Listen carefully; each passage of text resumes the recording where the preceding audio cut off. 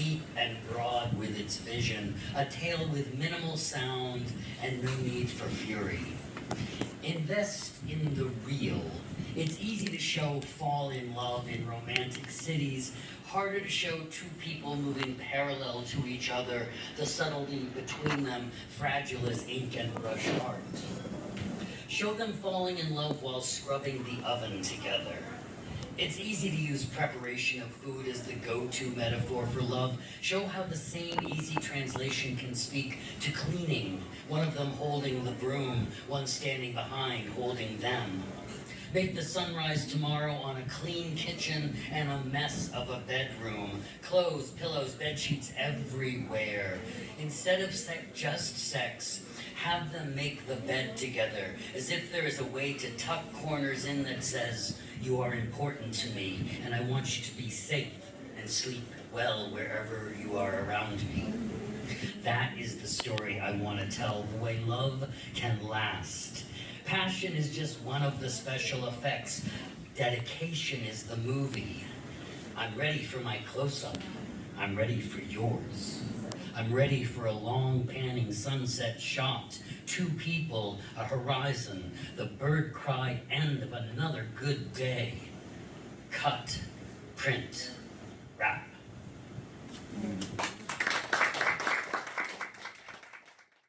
Okay. Our judges tonight, and clap for them please, because a poetry slam is not possible without them. They do the big work, although I'll be doing math tonight, so God help us all. We have Laura. Laura is over there about slam. Thank you. We have Mike from Motif magazine. And we have our celebrity judge this night, Kenny. All right. And to give them a chance to judge, I will go through and do a calibration poem.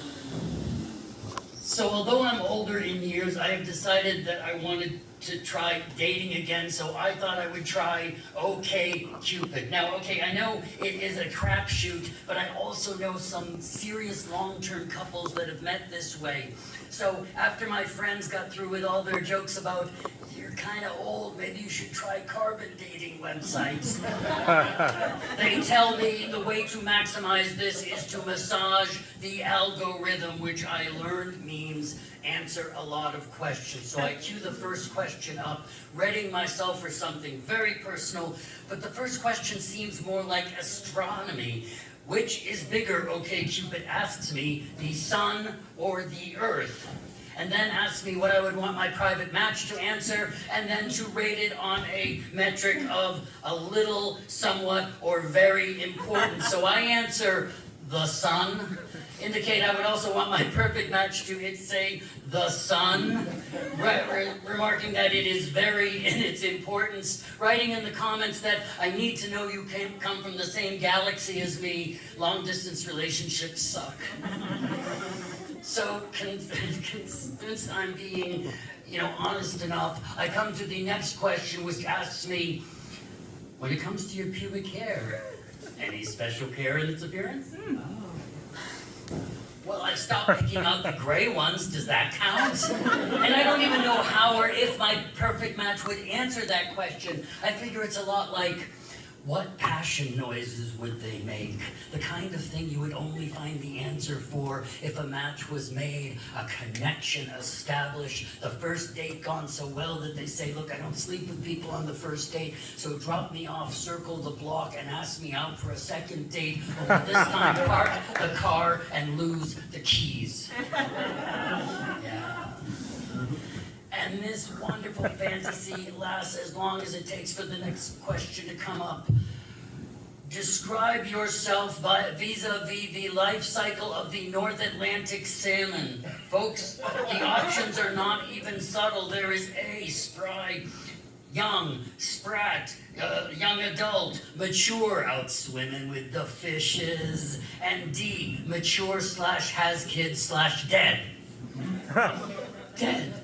My life in online dating, already the coda to a sad nature documentary, but this is when my perfect match would swoop in and say, E, sushi. Shut the goddamn computer down and let's do some eating. And I would mumble glad praise to algorithms and join them. Thank you. Judges, you have very little time to write down a score and then shout it out. Are you ready? Raise your hand. We have one judge, we have two, we have three. Okay, give me scores. I can't read them. We have that's a 9. We have 9.2. A what? 9.2. 9.2. And a 9.0. And since I'm not really in the slam, I will do the math, and that is 50 million. Woo. I'll get better with the math when it comes to the actual slam. No, that would be a 9 and a 9 and 9.2, and that is a 27.2. Math. I'll be doing it on the paper and not in my head, just for those who are slamming tonight. All right, now we're going to get serious because this is the real stuff. These are the people competing for poetry, bragging rights, and money. Please welcome up in the first round, Sandy. To make me whole. How could you do that? Mend my tattered threads like an old world tailor, weave my straw strands into a basket meant for holding vulnerable parts, calm the chaos in my storm, ignore the grief-guided missiles that I shoot in the dark to disavow my brokenness. Accept me when my rain, intended to hydrate and cleanse, instead turns into icy shards that barb your skin. Thank you.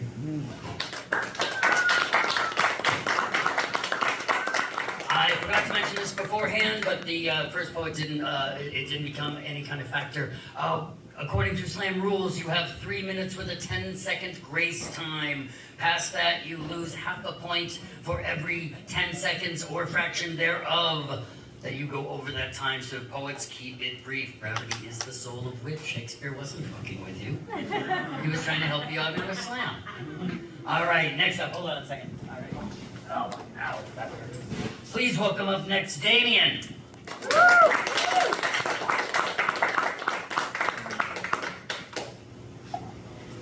I wouldn't call this love.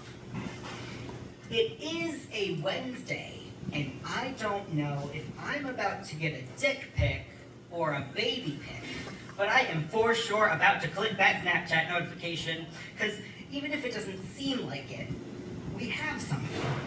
Those post-hookup conversations about sociology that led to more sex. You listening to me explain my thesis for the 3rd time while we showered and had more sex. I thrived on the attention of a person who valued me for more than just my bonus home. I relished the way our bodies slid together so easily and the rhythm we created that followed the music you wrote. We had something. But after a summer together, you moved to Texas and I moved to Rhode Island, and we tried to move on. But we still have something. In every wish this was you that comes with someone else's face, and every heart react I reply. You say how proud you are of me for going back to school. And I respond with how proud I am of you for raising a child. There is something going on with us, but I just don't know if I would call it love. Thank you. Next, please welcome up Jill.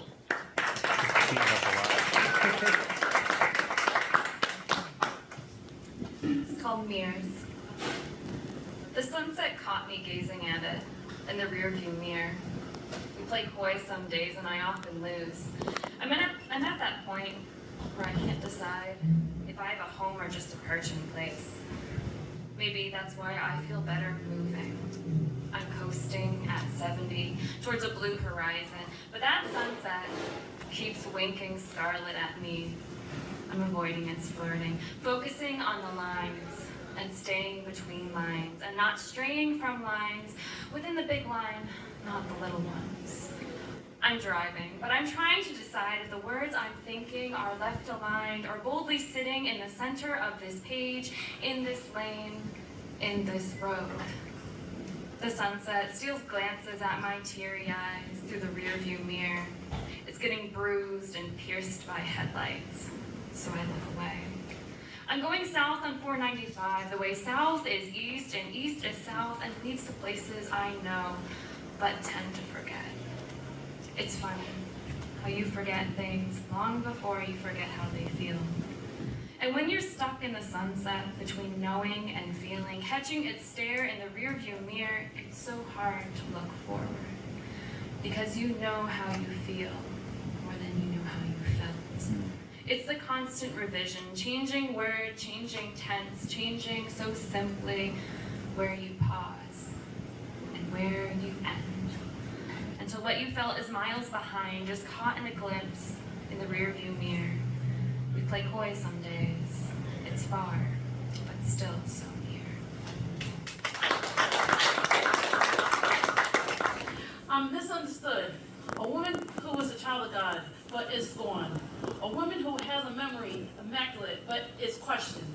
A woman who likes Eeyore, but is told to grow up. A woman who loves, but is too nice. A woman who cares, but doesn't always get respect. A woman who gives, but isn't always appreciated. A woman with autism, but is not always understood. A woman who will do anything, but sometimes shut down. A woman who speaks Spanish, but gets the cold shoulder.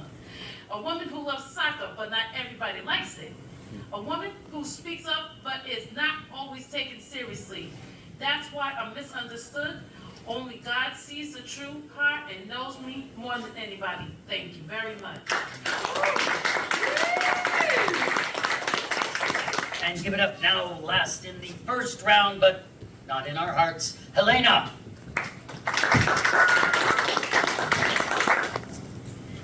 All right, this is I am my own person. I am my own person. I'm free to do what I want. I don't have you criticizing everything I do anymore. I feel like myself again. I am my own person.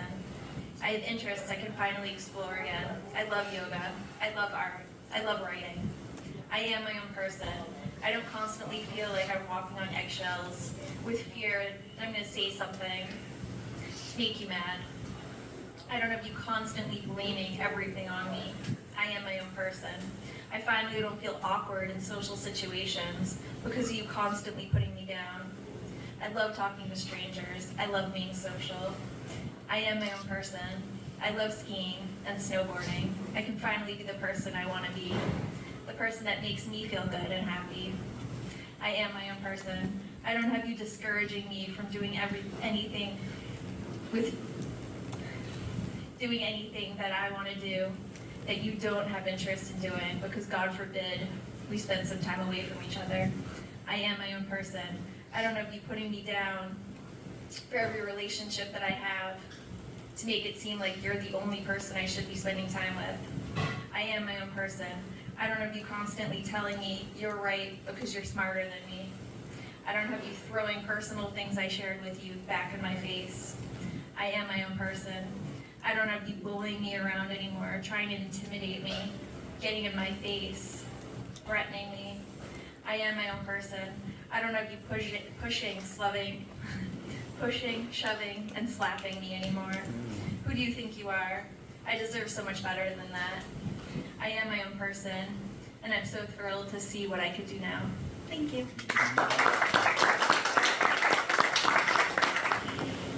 If for one fleeting moment I could bring back your infant ocean eyes, so eager to take in the world, like a trusted lifelong friend or a chiseled face emerging at dawn, then maybe I could hug you again, like the wind hugs a tree, envelops its leaves in breath, holds its shaking limbs, its swaying branches and planted trunk, keeping it safe while flexible and free.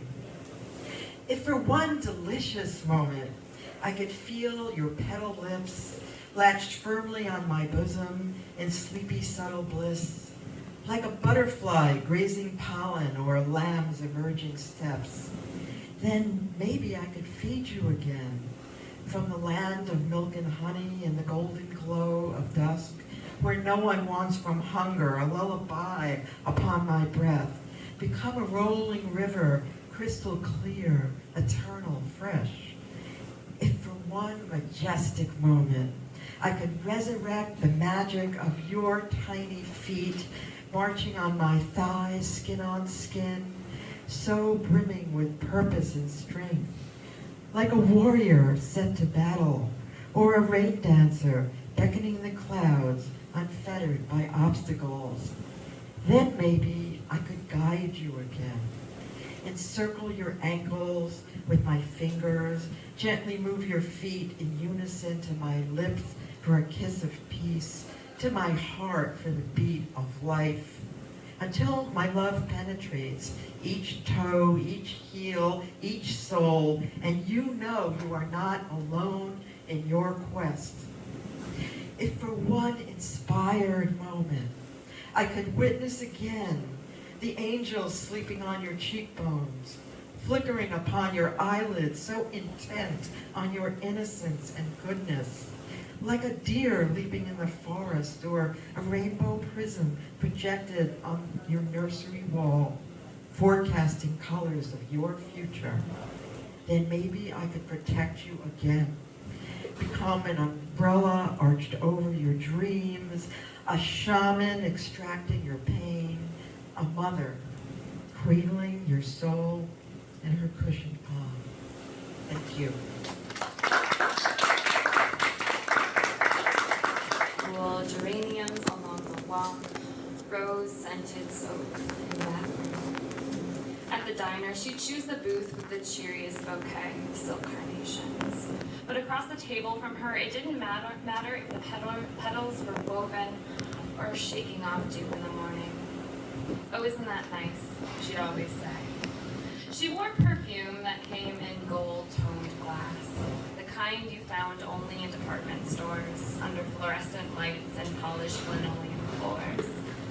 Musty, sweet, the little patchouli, like the air from inside a garden shed when spring is around the corner. It's the smell I think flowers dream of, that butterflies love and bees swoon over. My grandmother had a way of always finding flowers, and now without her there are fewer flowers in the world. Bulbs that will never sprout, buds that stay closed, bouquets left on shelves, fewer flowers without her in the world. Musty, sweet, patchouli, intermingling with fresh-cut mango, a smile outlined in Mary Kay Rouge, the jingle of sugar being swirled in coffee or Earl Grey tea, that bergamot waking me. What do you want to do today, honey? Grandmommy, let's just sit in the garden today, dip our toes in the pool, watch lizards make daring escapes across the yard. We can ooh and ah at the palm trees that sway in the breeze. Let's sit in the garden so that you can find flowers and I'll cry tears of patchouli when you're not looking, wiping them from my cheeks, careful not to lose the memory of you. Something so sweet, like the batter I'd lick from the mixing bowl and spoon, like butterscotch candy in the glass dish that never went empty. Sweet like a hug that's soft and solid, someone who loved you before your first breath and loved you until their last. Tears of patchouli can't bring her back, but she'll send butterflies, because they have a way of always finding flowers. The first tulips in spring, dahlias bowing in the breeze, roses hidden just out of view, lilacs with their heart-shaped leaves. My grandmother had a way of loving me, like flowers do the bees, musty, sweet, patchouli. That's what I smell when I cry, but she'll always show me flowers, because she'll send me butterflies.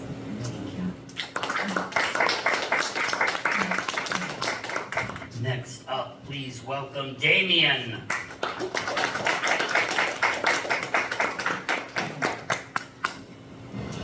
A fun fact about scorpions. The scorpion cannot kill itself with its own venom. So of course the blue pills didn't work, and the white pills didn't work, and the razors and the needles and the broken glass. Not even driving down the wrong side of the road would kill me because I cannot kill me. Scorpions live for an average of 5 years, and I'm sure traversing the desert doesn't get boring. But I have been alive for 6 times that. And I am tired of traversing whatever it is I'm told God thinks I can handle. I am tired of the slings and arrows of outrageous misfortune. Like Hamlet, I am tired of the heartache and shocks. I just want some oasis in this wasteland without being told I am getting what I deserve. I don't think I deserve this. The human's only natural predator is other humans, and no one else is offering to off me, so I just keep trying and failing and trying and hoping for the best, and every failure I'm told is a planned failure to make me better. I supposedly have some purpose that no one is going to tell me that I have to complete before I can die, and that's a lot of pressure to try and exist under. No one is telling the scorpion what it can and can't do, just something decided it can't kill itself. And now it hangs out in the sand and eats bugs without having to worry about tax season or car payments or health insurance. Scorpions get to exist without God and without others telling them that they have to do something with themselves. They get to live and laugh and love, or at least I assume they do because they just keep doing it. And here I am, wishing I could take a plane to anywhere. Bring a UV light to comb the darkness, trying to find my next best friend, so maybe I won't be so alone. Thank you.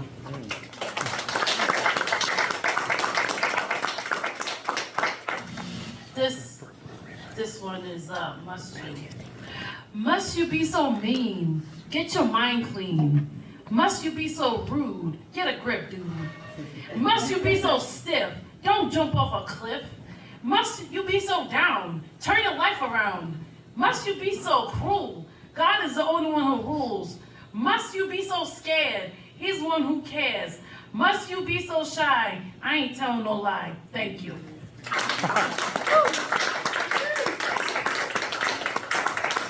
Please welcome up Helena. This is Everything Happens for a Reason. I could be mad that I wasted so many years with you, that I missed all the signs early on. Oh, so many signs. There were so many signs everywhere. I see them so clearly now. But what can I say? I was intoxicated most of the time, numb, with all the drinks and bowls you would bully me into doing with you. I see the signs now. I believe everything happens for a reason. We did have a lot of fun together, in between you mistreating me. I think back, at least we went on so many trips together. We went on so many cruises together. That's how you were able to trick me for so many years. You would act horrible and then book a trip. What could I say? I would foolishly go along with it. Everything happens for a reason. If it weren't for you, I wouldn't have ever moved out to Utah and made so many fun memories, hiking in the amazing mountains with my girlfriends, skiing and snowboarding, alone in the amazing, beautiful, and enormous mountains. I loved all of it. Everything happens for a reason. I finally realized what an abusive, controlling narcissist you were this whole time. I was foolishly blinded. Thank goodness you got worse. Thank goodness you started getting in my face, slapping me, shoving me, yelling at me, belittling me.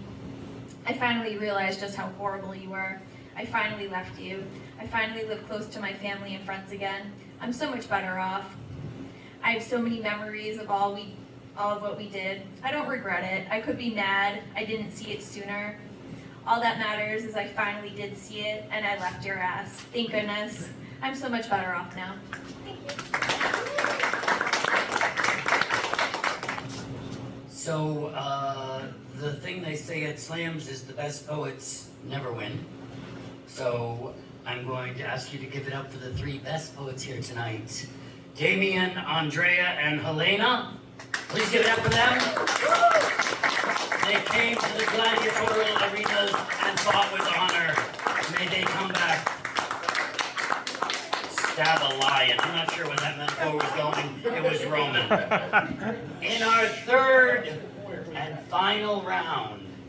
Ooh, it's getting exciting. You know what? I am such a dummy. I have deprived you people of an amazing opportunity tonight, which is you are able, you can do this.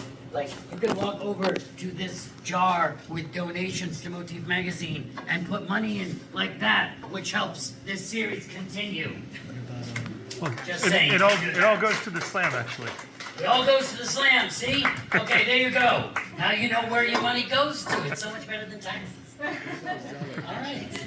So, for the third round, here are 3 slammers in the order they will be Yes competing. to Venmo and Jill, AK, and Sandy. First up, give it up for Jill.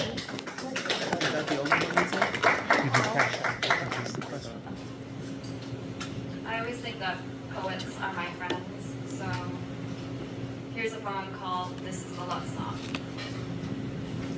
This is the love song for my best friends that I'll never tell them, because humans make too much of 4-letter words. Pain and need and fuck, hate and keep, like and love. 4 letters I'll disguise as aimless memes, and oat milk, iced coffees, and I thought of yous, and you'll get through. This is the love song about the little burrow in my heart that keeps me warm, that makes me dinner, that holds me up. I'm talking about the love you've helped me grow.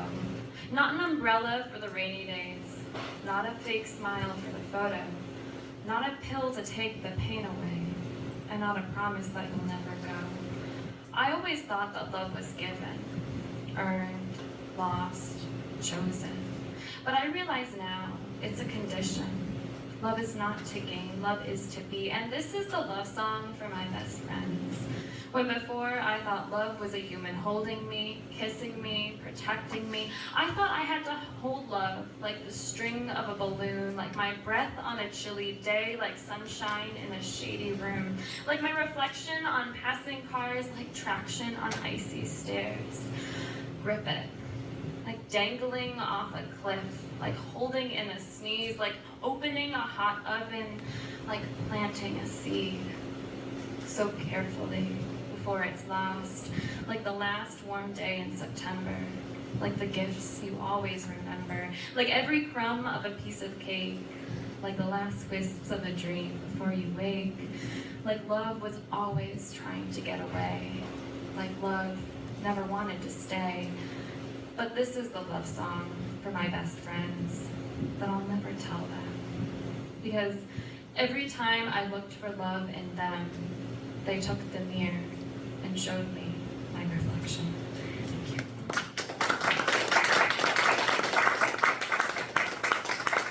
Give that up, please. Welcome up, AK.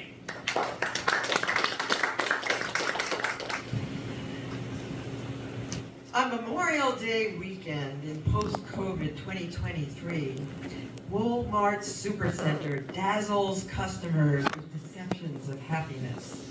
Families of all colors clamor for discounted merchandise in a frenzied greed born of deprivation and false opportunity. The Walton family rakes in billions from uninsured consumers who forgo needed medical care, increase their debt to purchase barbecue accoutrements. America has deemed Memorial Day a celebration. We all could be shot up at any moment in this endless array of chaos and giant packages of chicken drumsticks while zipping down aisles with huge metal crates on wheels. We travel in packs, eager wolves on a hunt through a maze of onions spotted with black mold, refrigerators emptied of luncheon meats, cheap plastic toys used to trick youth into a semblance of joy, and 9 varieties of Dove body wash to brainwash us into belief in abundance. I break down in a Florida Walmart on my vacation, sick and in need of supplies. My bronchia constrict, butt collapses to a filthy floor. Acid tears and a heaving cry erupt from my volcanic head. This is my vacation, but I am shattered, immobilized in the glaring lights, allergic to the buzzing, toxic energy. Trucks and SUVs play extreme sports in the parking lot. jockey for position, leave no path for fire trucks should a spark inside ignite, like a hater with an AR-15 spewing bullets targeting people of color, someone overdosing on opioids in the clothing section, unable to get Narcan, or a pregnant black woman bleeding out in the feminine hygiene aisle, awaiting rescue from a racist healthcare system. Instead of protecting our freedom and mourning our dead, America denies its violence and Walmart capitalizes on our needs. On Memorial Day, we should mourn ourselves. We have become invisible soldiers in our own war, sacrificing ourselves for a freedom that does not exist. A security employee grabs my hands to pull me up off the floor and says, "Are you all right, ma'am?" I hear myself reply from a mouth disconnected from my face, just waiting for my husband over there to finish at the self-checkout line.